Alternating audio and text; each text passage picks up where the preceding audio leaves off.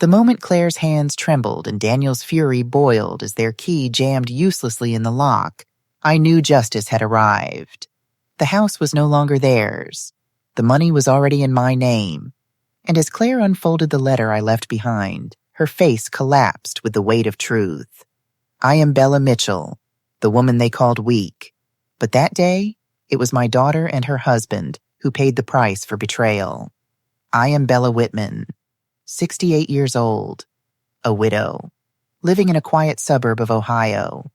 7 years ago, my husband Richard passed away after a long illness. Since then, this house has been my world, my anchor, my prison, my salvation. Every brick, every wooden floorboard, every nail in these walls carries the memory of our hands, our sweat, our laughter. This house is not just a place to sleep. It is where Richard and I built a life from nothing. It is where we raised our daughter, Claire. It is where dreams were planted, and where grief eventually grew. I have spent countless nights walking the hallways, running my hand along the wallpaper Richard once chose. I have stared at the garden outside, remembering how he would kneel in the soil with his old hat on his head. I have whispered his name into the silence more times than I can count. But now, I realize the cruelest truth. It is not strangers who want to take this away from me. It is my own daughter. Claire, the child I once held in my arms, the child I swore to protect. And now, she has turned into someone I no longer recognize. It began on an ordinary afternoon. The phone rang. I answered, but there was no one there. Just silence. Then I realized the call was still connected. Someone had forgotten to hang up. I held the receiver to my ear, and what I heard froze my blood. Claire's voice. Daniel, I'm telling you, Mom can't live in that house anymore. She's too old. It's not safe. And then Daniel, her husband, his tone sharp, cold, calculating. She doesn't need that place. We could sell it, put her in a home. The market's strong right now. We could get nearly $900,000 for that house. Imagine what we could do with that money. There was a pause. Claire hesitated. I prayed she would defend me, but instead, she laughed softly. You're right. It would give us a fresh start. A bigger place, closer to the city. Mom will understand, or at least she won't have a choice. My heart clenched. My own daughter, plotting with her husband to lock me away like a forgotten relic, just to cash in on the only thing I had left of Richard. I gripped the phone tighter. My hand trembled. Every word stabbed into me like a blade. Daniel spoke again, his voice lower, heavier. We'll talk to her after our trip. When we get back, we'll tell her it's time. Don't worry, she won't fight us. She's too weak. Too weak. Those words echoed in my skull, over and over. Too weak. They laughed then, together. A laugh that was light, careless, cruel, the sound of betrayal. I stood in the kitchen, unable to breathe. The walls seemed to close in. I could still see Richard's photograph above the mantel, his eyes watching me. Calm, strong. I whispered to him, though my voice cracked. Did you hear that, Richard? Our little girl, our only child, wants to sell the life we built. She wants to put me away, like I'm nothing. The silence of the house pressed down on me. For a moment, I felt myself sinking, drowning in despair. My knees gave way, and I sat at the table, clutching the phone to my chest. I remembered the nights Richard and I stayed up late, counting pennies, deciding how to buy lumber, paint, shingles, all so we could make this house into a home. I remembered Claire's first birthday here, the cake smeared across her cheeks as we laughed. I remembered promises whispered in the dark. And now, all of that was tainted by the voices of my own flesh and blood, plotting to strip it away. I should have cried, but no tears came, only something else, something darker. A flame of anger rising in my chest, burning away the weakness Daniel spoke of. He thought I was too weak. He thought I would bend, break, surrender. But he had no idea who I was. I am Bella Whitman. I built this house with my bare hands. I survived the death of the man I loved more than life itself. I have carried grief like a stone for years. And I am still standing. Too weak. Number. That day, as I set the receiver back on its cradle, I knew something had changed inside me. Something Richard himself might have whispered from beyond. A single truth. Undeniable. If they wanted war, then war is what they would have. I stood up slowly. My knees ached, but my spirit did not. I walked to the living room window, pulled back the curtain, stared at the street outside. The neighborhood was quiet. Children played across the street. Life went on. Simple, unsuspecting. And yet, inside my chest, I was already drawing battle lines. I could hear Claire's laugh, still ringing in my ears. Daniel's words about money and homes, echoing like gunfire. They thought I didn't know. They thought they were clever, but I had heard every word. I whispered again, this time with steel in my voice. You'll regret this, Claire. You too, Daniel. You think you can erase me, but you've just awakened something you'll never control. The photograph of Richard caught the sunlight. His face glowed softly in the frame.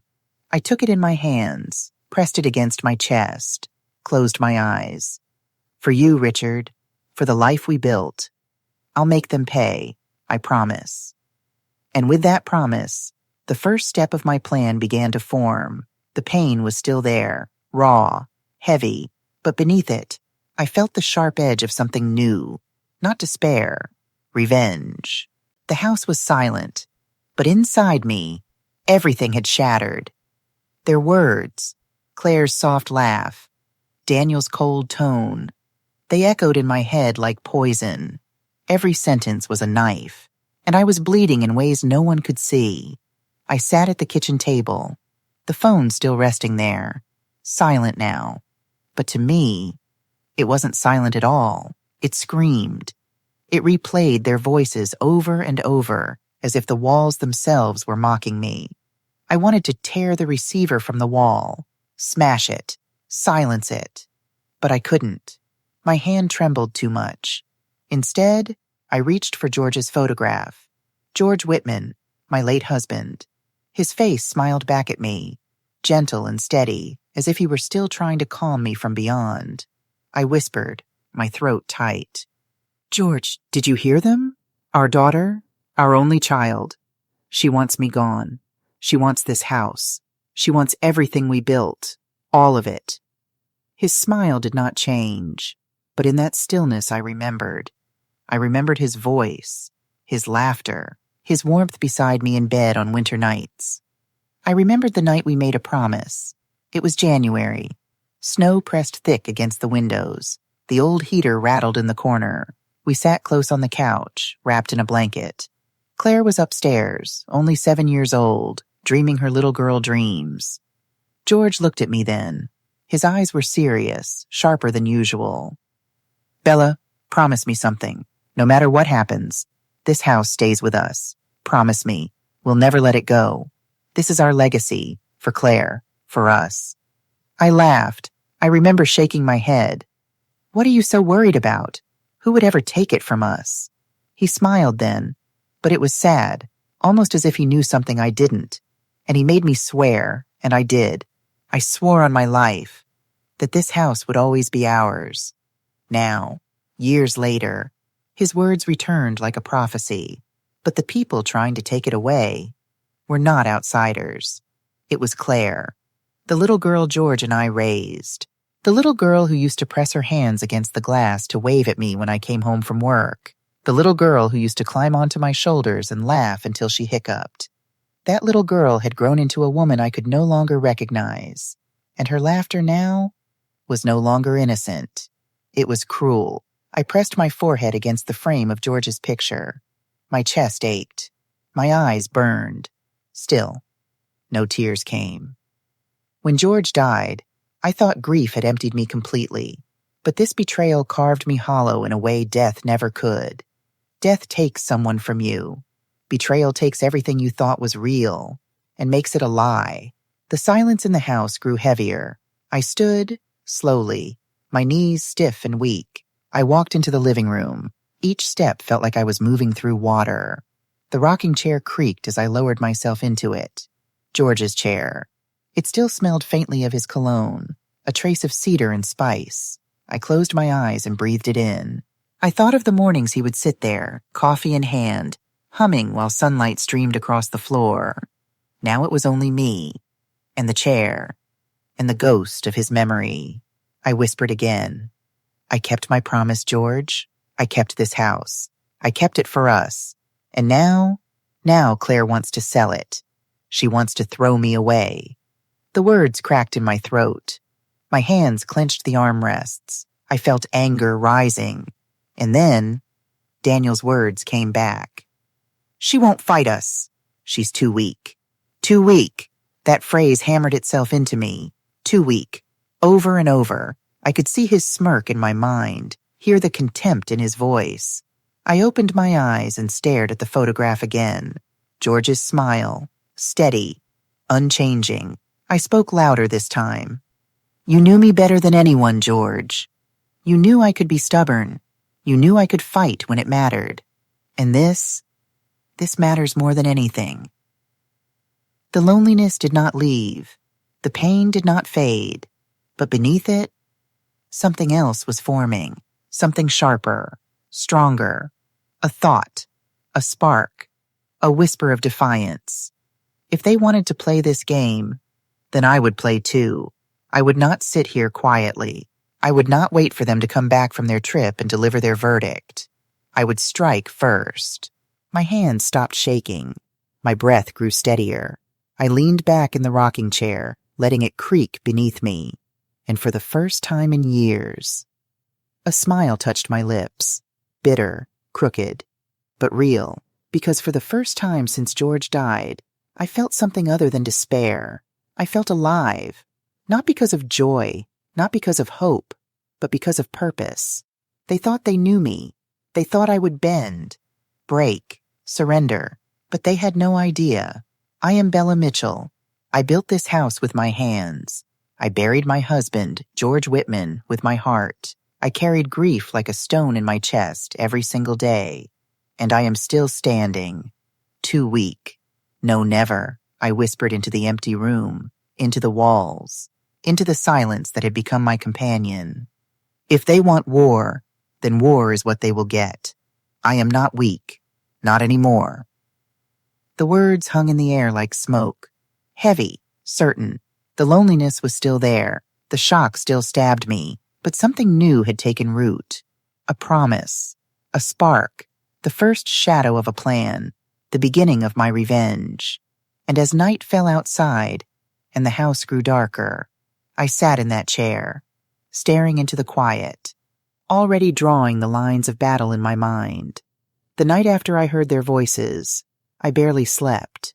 I lay awake in bed, staring at the ceiling, watching the faint glow of passing headlights sweep across the walls. Every time I closed my eyes, I heard Daniel again. She won't fight us. She's too weak. And Claire, my Claire, and laughing softly, agreeing. Each echo was a blade, twisting. By dawn, I realized I couldn't wait. I couldn't sit still while they sharpened their knives. If I hesitated, they would strike first. So I reached for the phone. My fingers hovered over the numbers. For a long moment, I thought of calling Claire directly, demanding an explanation. But what good would that do? She had already chosen her side. Instead, I called someone else. Someone from another life. Thomas Keller. He had been George's closest friend for years. George Whitman, my late husband. Thomas was a lawyer who specialized in real estate. A man who had once sat in my kitchen with George and me, papers spread across the table, helping us sign the final deed when this house became ours. I remembered his words that day, decades ago. You two are pouring your souls into these walls. Don't ever let anyone trick you out of them. I never imagined the threat would come from inside my own family. The phone rang. Once, twice. Then a voice answered. Familiar, warm, but touched with age. Bella Mitchell. My God, it's been years. I swallowed hard. My voice was gravel. Thomas, I need your help. There was a pause. His tone changed instantly. The warmth shifted into gravity. Of course. Tell me where to meet you. We chose a cafe downtown, a place small enough, quiet enough, where no one would notice two old friends in the corner. When I arrived, the morning sun was spilling over cracked sidewalks. The air smelled of roasted coffee and rain-soaked pavement. The bell above the cafe door jingled as I stepped inside. It was nearly empty. A few students hunched over laptops. An older couple murmured at another table. The faint hum of jazz spilled from the speakers overhead. And there, in the corner, sat Thomas. He looked older than I remembered. His hair was grayer, his face lined with years. But his eyes were sharp, steady, watchful. He rose as I approached, and for a moment the years fell away. Bella, he said, gripping my shoulder. It's been too long. I nodded, forcing a thin smile. Too long. We sat. The waitress came and poured coffee into heavy ceramic mugs. But neither of us touched it. I leaned forward, my voice low. Thomas, I need to sell my house. He blinked, leaned back. Your house? Bella, that place meant everything to you and George. Why now? The words stuck in my throat. I clenched the mug until my knuckles whitened. Because Claire and Daniel, they're planning to put me in a home. They want to sell it themselves. They think I'm too old, too weak. They want to strip me of everything George and I built. Thomas's mouth tightened. He shook his head slowly. I always knew Daniel was ambitious. But Claire? Your daughter? The word daughter stung like a whip. I turned away, staring at the cafe window. Raindrops from last night streaked the glass. She's not the little girl I raised anymore, I whispered. She's someone else. Someone I don't recognize. And if she wants to take this house, then I'll take it from her first. There was silence between us. Heavy, unyielding. Finally, Thomas leaned in, his voice softer now. You understand what you're saying, Bella. Once it's sold, there's no going back. This isn't something you undo. I met his eyes. My voice was steady. I know, but this isn't about keeping the house anymore. It's about making sure they don't win. It's about showing them I'm not as weak as they think. Thomas studied me for a long time. His gaze searched mine, looking for hesitation, weakness, fear, and then, slowly, he nodded. All right, if this is truly what you want, I'll help, but everything has to be done carefully. He opened his worn leather briefcase. Inside were folders, papers, contracts. His hands moved with precision, like a craftsman at his trade. There are investors I know, he explained. They'd pay a strong price for a property like yours. The neighborhood is desirable. We can close quickly. You'll have an offer in days. I leaned closer. My voice dropped into a whisper. It has to be fast, Thomas. Fast and silent. No word to Claire. No word to Daniel. They cannot know until it's done. He gave me a long look. His mouth curved in the faintest of smiles. You've changed, Bella. There's fire in you again. I thought grief had taken it from you, but I see it now. George would have seen it too. The mention of George's name nearly broke me. I exhaled, my voice barely audible. This is for him, for us, for everything we built together. Thomas's hand rested on mine, steady, firm. Then let's make sure it's done right. For the next hour, we went over the details, the investors' names, the legal documents, the bank accounts where the money would go. He explained every step, patient, thorough, and yet, as he spoke, my mind wandered. I imagined the day Claire and Daniel returned from their trip. They would step onto the porch, their luggage still at their feet. They would slide their key into the lock and find it useless. They would pound on the door, demand answers, only to find a letter taped neatly to the wood, their plan destroyed before it even began. The thought almost made me laugh. Almost. When the meeting ended, Thomas gathered his papers, sliding them carefully into his briefcase. He looked at me one last time. Are you sure, Bella? Truly sure? This is a line you can't uncross. I stood, pulling my coat tight around me. My voice was firm. I've never been more sure of anything. They think I'm weak. They'll learn soon enough just how wrong they are. We shook hands. His grip was strong, solid. And just like that, the wheels were in motion. As I stepped back into the sunlight, the world seemed sharper, the air colder. The grief was still in me, the loneliness still heavy. But now, I carried something new. A weapon, a plan, an ally who would help me strike the first blow. I walked down the street, the city humming quietly around me. And under my breath, I whispered the words again. The vow that had already become my mantra. Everything must be quick. Everything must be silent. No mistakes. The words settled deep inside me, because now, my revenge had truly begun. The papers were spread out on the polished wooden desk. Black ink. Neat columns of numbers. My name written again and again. $890,000. That was the price they had agreed upon. The value of my home. My sanctuary. My memories. For a moment, my hand trembled above the pen. It wasn't hesitation. Number. It was the weight of history pressing down on me. This was the house George and I built from nothing. The house where Claire took her first steps. The house where every wall carried a story. And here I was, signing it away. But then, I heard Daniel's voice again in my head. She's too weak. She won't fight us. And Claire's laugh. Soft, cruel. My grip tightened. I pressed the pen down. The ink flowed.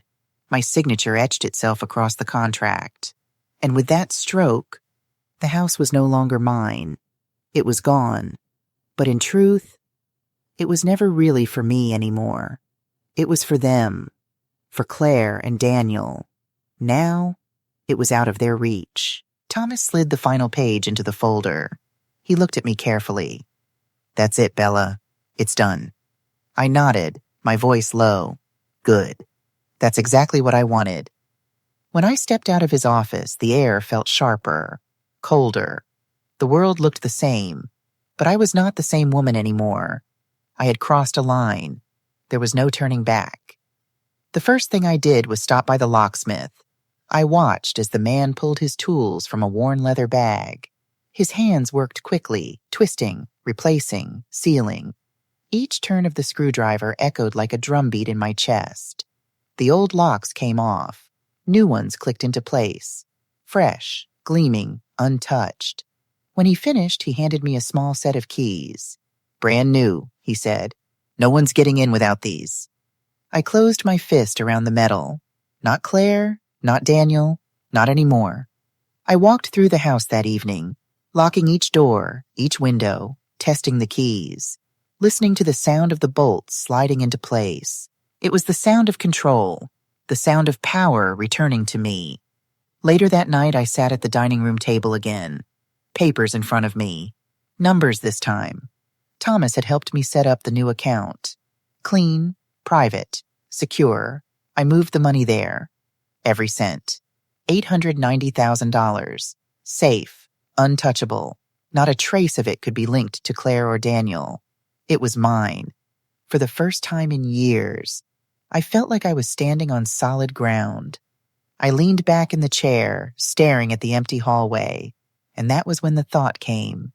Heavy and clear. I had always believed in forgiveness. George used to tell me it was the only way to survive life's cruelties. Bella, he would say softly, anger will eat you alive. Forgive, even when it hurts. That's how we stay whole. And for so many years, I tried. I forgave the neighbors who mocked us when we struggled to pay the mortgage. I forgave the friends who vanished after George died. I forgave the world for taking him from me too soon. But this? Number. This was different. I whispered into the silence, my voice low. I used to believe in forgiveness. I used to think it made me strong. But now, I see the truth. Forgiveness only left me open to betrayal. Forgiveness let them believe they could take everything from me. I stood, walked slowly into the living room. George's photograph still sat on the mantel. I stared at his smile, steady, timeless. "This time, George," I whispered, "forgiveness would only make me lose everything. So no more. Not now. Not with them." The shadows stretched long across the floor as the sun sank behind the trees outside.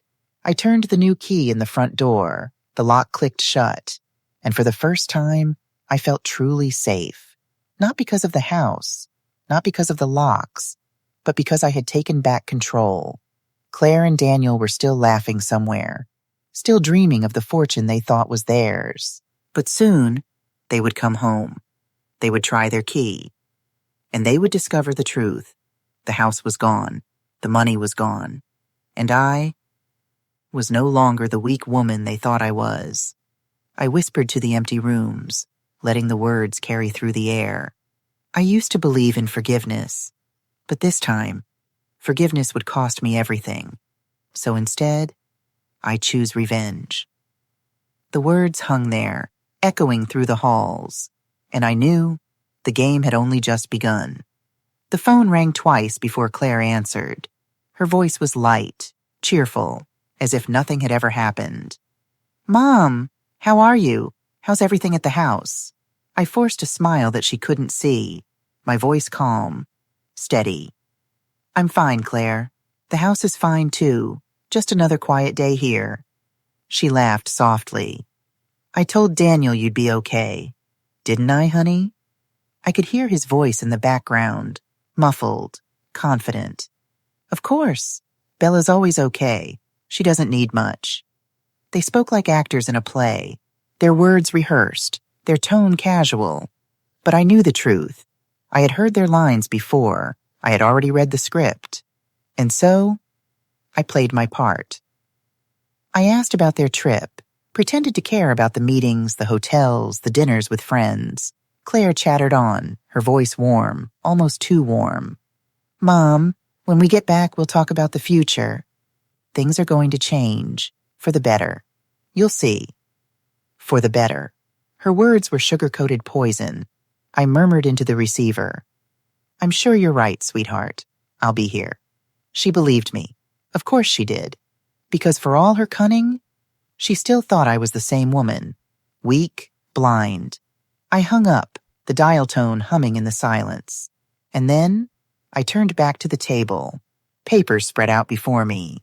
Contracts, bank receipts, new documents with my name written in bold letters. The money had already been transferred into the private account Thomas helped me create. $890,000. Secure, untouchable. I traced my finger over the numbers, the ink still smelling faintly of fresh print. It was not greed that drove me. It was survival. The sound of Claire's laugh still echoed in my head. Daniel's cold words replayed like a broken record. They thought they were building a future with my house, my legacy, but the future they dreamed of was already gone. I gathered the documents into a neat stack, placed them carefully into a folder. I moved slowly, deliberately, every paper in its place, every signature accounted for. It was like setting chess pieces onto a board. Each move had to be precise, calculated, hidden. I whispered to myself, the word steady. They think I'm waiting for them. They think I'm blind. But I've already moved first. That evening I called again. Daniel answered this time, his tone smug, almost playful. "Bella, everything good over there? You holding up okay without us?" I smiled to myself. "Just fine, Daniel. The house is quiet, peaceful." He chuckled. "Enjoy it while you can. Once we get back, we'll have some big decisions to make. Claire and I have been looking at listings. Can you believe it? We might finally get that dream place." Listings, dream place. They were already spending what wasn't theirs. I leaned back in the chair, my eyes drifting to the quiet hallway. "That sounds exciting," I said softly. "I'm glad you two are planning ahead." His laugh rang through the line, arrogant, careless. "You'll thank us later, Bella.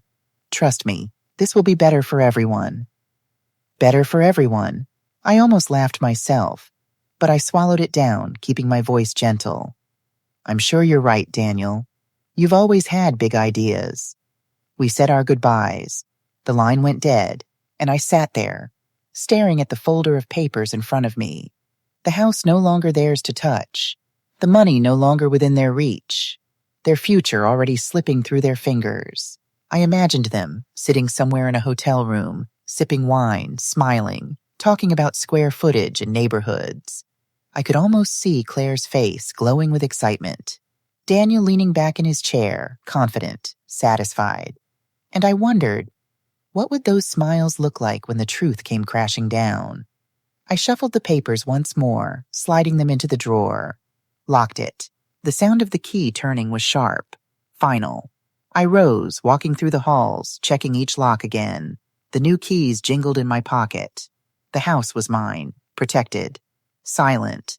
But outside, the world saw only an old woman, still sitting quietly in her home, waiting for her daughter's return. That illusion was perfect, because sometimes the most dangerous weapon is letting your enemy believe you've already surrendered. I whispered into the stillness, my voice low, almost a growl. They think I'm harmless. They think they're safe. But soon, they'll see. The clock ticked steadily on the wall, each second bringing me closer to the day they would come home. Each second bringing me closer to the moment their illusion would shatter. And for now, I waited. Calm, patient, pretending nothing had changed, pretending everything was normal, while beneath the surface, the storm gathered. The days passed slowly, each one heavy with silence. I knew Claire and Daniel were away, off on their little trip. Work, pleasure, maybe both. To them, life was still moving forward. Plans were still being made. Their future was waiting, shining, certain. And me? I sat in the house, walking from room to room, listening to the new locks click into place, holding the keys in my pocket like weapons. The papers were signed. The account was secure. The house was gone. All that remained was for them to come home. I could picture it long before it happened. I played it in my mind like a film, over and over. Their car pulling into the driveway, their footsteps on the porch, their voices bright, careless. And then, the sound of a key sliding into the lock. Click, turn, resistance, confusion. I could see Claire's frown, her hand trying again, jiggling the key, turning harder. I could hear Daniel's irritation. What the hell's wrong with this thing? The key scraped. The lock refused. Again, until the truth settled in. The lock had been changed. The house, no longer theirs to enter. When the moment finally arrived, it was almost exactly as I imagined. They returned on a Friday afternoon. The sun was dipping low, casting long shadows across the porch. Their laughter drifted down the street before they even reached the door. Bags in their hands, suitcases rolling behind them. I wasn't there to greet them. Of course not. But I didn't need to be. Because the house itself, and the paper I left behind, would speak for me. Claire tried first. I can see it in my mind even now, her brows pulling together, her lips parting. Daniel, the key isn't working. He snatched it from her, his voice sharp, impatient. Give it here. You're not doing it right. He shoved the key in, twisted, forced, nothing. The lock stayed firm, cold, silent. He cursed under his breath, tried again, louder, harder. Still nothing. And then, Claire noticed it, the white sheet of paper, taped neatly to the wood, her name written on the front. My handwriting. Her hand shook as she reached for it. She tore it from the door, her eyes scanning the words. I had written it carefully, slowly, every stroke deliberate. My voice carried through the letter as if I were standing right beside her. Claire, Daniel, I know everything. I heard every word. You wanted to put me away. You wanted to sell this house. You thought I was weak. You thought I would not fight. You were wrong. Her lips moved as she read, but the sound caught in her throat. Daniel snatched the letter from her, his eyes narrowing as he skimmed the lines. You'll find the locks have been changed. The house is no longer yours to touch. I have sold it. The money has been moved. It belongs to me and me alone. You have lost the house, and you have lost me." His hands clenched the paper so tightly the edges crumpled. His jaw tightened. Claire stood frozen, pale, her mouth opened, but no words came. I could see it so clearly in my mind, the shock spreading across her face, the disbelief, the betrayal turned back on them. The letter ended simply, "Do not look for me. Do not call me. You wanted a future without me in it. Now you have one. Goodbye." For a moment they just stood there, silent. Still, the neighbors might have glanced out their windows, watching the scene unfold. A daughter and her husband locked out of the very house they thought was theirs. Daniel crumpled the letter in his fist, his voice a low growl. "This can't be happening. She can't do this. But he was wrong. I could. And I already had." Claire finally spoke. Her voice cracked, fragile. She knew. She knew everything. And in that instant, I imagined her seeing me not as the frail old woman she thought I was, but as someone else, someone she underestimated, someone she betrayed, and who refused to break. I wasn't there to see the tears form in her eyes, or the anger flash across Daniel's face. But I didn't need to be. The letter, the locks, the empty house behind that door, they were enough. I had spoken without saying a word. I whispered into the silence of the room I now lived in, far away, my voice calm, steady. "You thought I was too weak to fight, but you never understood. The strongest thing a woman can do is choose when to end the game." I could picture them standing on that porch until the light faded, their suitcases still at their feet, their future crumbling with the paper in Daniel's fist. And for the first time in years, I felt peace. Not joy, not triumph, but peace. Because the truth had been revealed, and they would never, ever forget it. It was only one page, a single sheet, my handwriting careful, measured. Each word pressed into the paper like a blade. I left it taped to the front door, where I knew they would see it first. I could imagine it now. Claire's fingers trembling as she tore it free. Daniel's jaw set, his eyes narrowing as he leaned close. And as they read, my voice filled the silence. The letter became my voice. "My dear Claire and Daniel, by the time you read this, you will already know the truth. The key you carry no longer belongs here. The lock has been changed. The house you once dreamed of selling is no longer yours to touch. Because I have heard you. I heard every word. Claire, I heard your laughter when you thought I would not know. You said I was too old, that I could not live here alone. Daniel, I heard your plan, your cold calculation. You said I was too weak to fight, that I would not stand in your way. You were both wrong. This house is no longer ours. Not mine, not yours. It has been sold. The money, all $890,000, has been moved into my name, into my hands. You will not find it. You will not touch it. It belongs to me and me alone. I will use it not for you, not for your future, but for mine. A future you will never be part of." I could almost hear Claire's voice cracking as she read those lines. "Daniel, she knows. She knows everything." Daniel's breath quickening, his fists clenching around the paper. "This is a trick. It has to be. She wouldn't dare." "But yes, I would, and I already had." The letter continued. "I was once a woman who believed in forgiveness. I believed kindness could heal everything. I believed family was sacred. That love was stronger than any wound. For years I tried to live by that lesson. I forgave the neighbors who mocked us when we had nothing.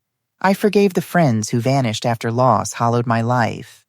I even forgave the world itself, for all it had taken from me too soon. But this? No. This is not a wound forgiveness can heal. Forgiveness here would not save me. It would destroy me. Forgiveness would give you everything and leave me with nothing. So instead, I chose something else. I chose to act. I chose to strike first. And I chose to remind you that I am not the weak woman you thought I was. I could see Daniel tearing the letter in half, then stopping, realizing that destroying it would not undo the truth written there. I could see Claire's knees buckling as she sank onto the porch step, the paper slipping from her fingers, fluttering to the floorboards, her tears smudging the ink, her whispers breaking the air. She really left us. She left us with nothing. The letter went on. Claire, my daughter, I raised you. I worked for you. I bled for you. I gave you a childhood in this house. I gave you a life filled with memories, filled with warmth. And still you chose betrayal. You stood beside a man who only saw numbers and walls. You forgot the laughter we shared, the love I poured into every room. You forgot me. You chose greed, and that choice has cost you everything. My words were heavy, but they were true. Daniel's eyes in my mind burned with rage. He would curse me under his breath, his hands balling into fists. But anger would not open the door. No key could turn the locks. No fury could undo the sale. The house was gone. The money was gone, and so was I. The final lines of the letter were the sharpest, the truest. Do not look for me. Do not call me. You wanted a future without me in it. Now, you have one. From this moment forward, I am free. Free of your plans. Free of your lies. Free of the weight of betrayal that came not from strangers, but from my own blood. I will not tell you where I go. I will not tell you how I live. But know this, I will live. I will spend what I have left of my days on my own terms, not as a burden, not as a fool, but as a woman who refused to bow to those who thought she was broken. Goodbye, Claire. Goodbye, Daniel. May you remember this moment. May you carry it like a scar. And may you learn, far too late, what it means to underestimate someone with nothing left to lose. I could see them then, as clearly as if I were standing there. Claire sobbing, her tears falling onto the porch. Daniel pacing, his fists clenched, his voice a growl. This isn't over. It can't be over. But it was. The locks, the money, the letter itself, all told them the same truth. It was over. Their future was gone. And mine was just beginning.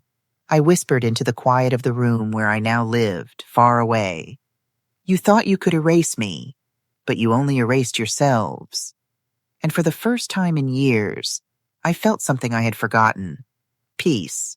Not joy, not triumph, but peace. Because the final word was mine. The house was gone. They were ruined. And I was free.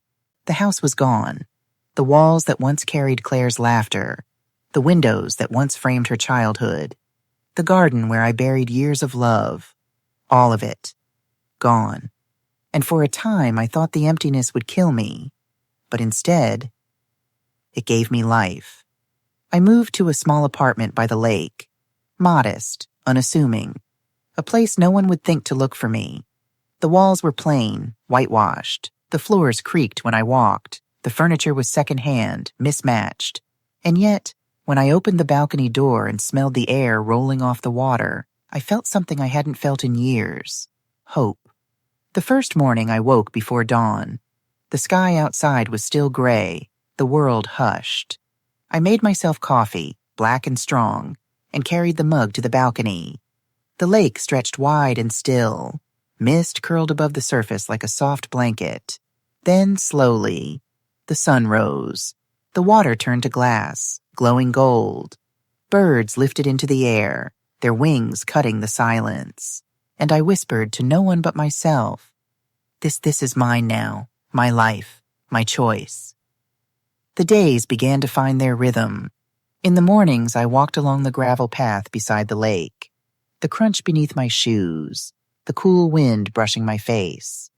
I passed joggers, fishermen, families pushing strollers. Some nodded, some smiled, and slowly, I nodded back. There was an older couple who lived 2 doors down, Frank and Evelyn. They invited me for tea one afternoon. Their home smelled of cinnamon and old books. They told me stories about their travels, their grandchildren. For the first time in years, I sat at a table with people who expected nothing from me, who only wanted to share a pot of tea and a conversation. I found comfort in their kindness. Across the hall lived Mrs. Grant, a widow like me. She kept a small garden on her balcony, tomatoes, herbs, flowers that leaned toward the sun. One morning she knocked on my door, holding a basket. "Too many tomatoes," she laughed. "Take some before they spoil." I thanked her, and when she left, I sat with the tomatoes in my lap, remembering a time when I too once tended a garden, when love lived in every root and bloom. For a moment, it almost felt like life was smiling at me through the gift of a stranger. The boy on the bicycle came next. He was 10, maybe 11. Every afternoon he rode circles in the parking lot, his laughter cutting through the air. One evening he stopped and looked up at me as I sat on the balcony. "Hi," he called. I raised my hand. "Hello there." And just like that, I was not invisible anymore. These were small things, ordinary things, but to a woman who had been betrayed, who had been left hollow, they were everything, because in these small acts of kindness, I rediscovered what betrayal had stolen from me. Connection, life. At night, I often sat in the living room, the curtains open, the moonlight falling across the floor. I thought of Claire, my daughter, my little girl who once clung to my hand, who once kissed my cheek goodnight. But the woman she became is not the child I remember, and though it breaks me to say it, I no longer carry her in my heart. That part of me is gone, and what remains is mine alone. As the days turned to weeks, I felt my body grow lighter, my steps steadier. I was not the frail woman Daniel called weak. I was a woman who had taken her life back. And in that realization, I felt something close to joy. The evenings were the best. The lake glowed beneath the setting sun. Amber light spilling across the water, the surface rippling like fire. Children's laughter echoed faintly from the shoreline. Dogs barked in the distance. The world felt alive, vibrant, and I sat quietly, a silhouette against the fading sky, feeling the cool air brush against my face. Sometimes I closed my eyes and simply breathed, and I smiled, because in some way, I was here again, in the water, in the light, in the very air I breathed. One evening, as the sun dipped low, I whispered into the quiet. Not to Claire, not to anyone in particular, but to the world itself. Do not mistake kindness for weakness. Do not mistake silence for surrender, because even the quietest soul, even the one you believe is broken, can rise. And when she rises, she will not only take back what was stolen, she will find herself again. The light faded. The sky deepened into amber, then violet, then black. I sat there, my reflection rippling in the water, and I smiled. Because the war was over. Because I had won without lifting a hand in violence. Because I was free.